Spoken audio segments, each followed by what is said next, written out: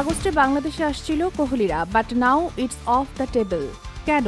এর পেছনে রাজনীতি, কূটনীতি আর ইউনুস বিতর্ক সবই জড়িত। বাংলাদেশ ক্রিকেট বোর্ড, বিসিবি আর ভারতের বিসিসিআই মিলেই আগস্টে একটি পূর্ণাঙ্গ সিরিজ আয়োজনের প্রস্তুতি নিচ্ছিল, কিন্তু হঠাৎ করেই সবকিছু থেমে গেল।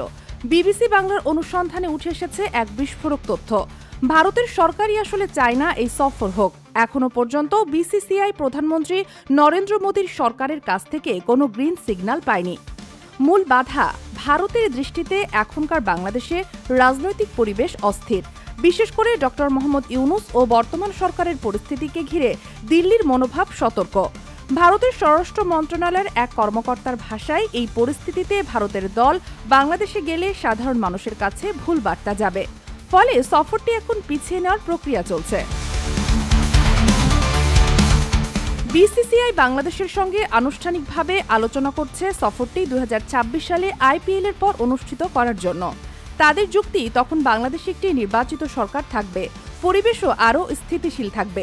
তবে বিসিসিআই এর পক্ষ থেকে পরিষ্কার করে বলা হয়েছে, বাংলাদেশ পাকিস্তান নয়, আমাদের সম্পর্ক ঐতিহাসিক এবং বন্ধুত্বপূর্ণ। এখন না হলে পরে খেলব।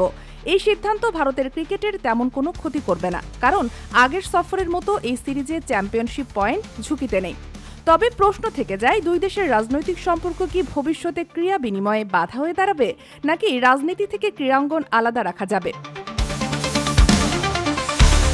সবশেষে ভারতের ক্রিকেট বোর্ডের নেতৃত্বে পরিবর্তন আসছে। রাজীব শুক্লা হতে চলেছেন নতুন প্রেসিডেন্ট। অনেকেই বলছেন তিনি তুলনামূলকভাবে মধ্যপন্থী ও ডিপ্লোম্যাটিক। এখন দেখার বিষয় তার নেতৃত্বে কেমন হয় ভারত বাংলাদেশ ক্রিকেট সম্পর্কের ভবিষ্যৎ।